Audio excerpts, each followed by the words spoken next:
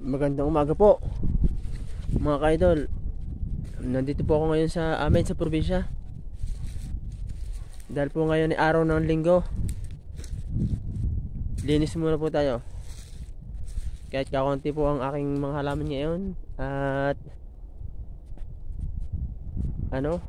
dahil yung iba'y kinakaya ng guyam, yung mga punla ko. Yan po, yan.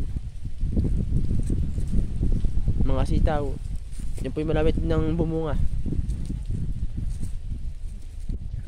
Kausok po, kausok. Yan.